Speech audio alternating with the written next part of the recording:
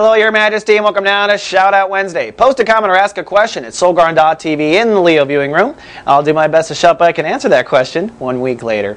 Sunny, nesting, and resting is my prediction today for the Leos, today and tomorrow actually. The moon has moved into Scorpio, so your emotional focus will be on self-mothering and taking care of yourself. The irony of all of that is, of course, the sun's in Cancer, and that's what Leos are learning right now, is mothering and taking care of themselves and facing the weeds in their soul garden. But this is an excellent time to literally invest in you. Go clean your bathroom, clean your house. If you have to work, do something to make your home life better, and make sure to baby yourself. Remember, you are the royalty of the zodiac, so you deserve all the popsicles and ice cream that you want. So be good to yourself, love yourself, nurture yourself, and take advantage of this. You may find yourself falling into dis-ease or illness if you don't mother yourself at this critical time.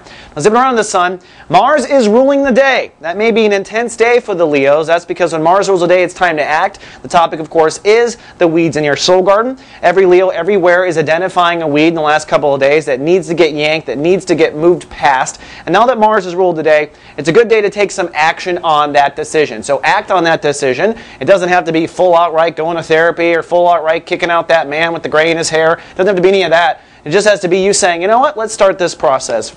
And I'll simply act and maybe find that therapist. Then for our shout out goes to one of my best friends on the planet and the ambassador of goodwill for Soul Garden, Karen Thompson. And Karen wants to know what Juno means in your chart. She actually wanted to know about two, but I narrowed it down, Karen, for this one. Juno is actually an asteroid. And asteroids are pretty new in astrology just because we couldn't see them with the naked eye up until this recent century. Now, the theory around Juno is, and I'm still actually doing my own research to see, I think by the time I'm old and gray, we'll finally really know if this is true. But allegedly, Juno is the spot of how you want to fall in love.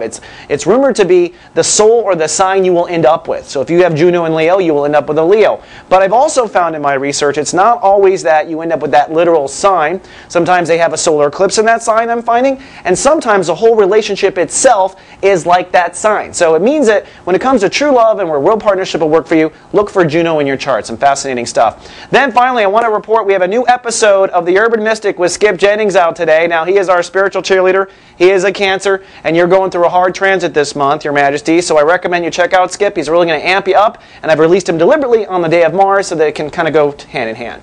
All right, that's all I have for Shout Out Wednesday. See you folks tomorrow with more. Live, love, be.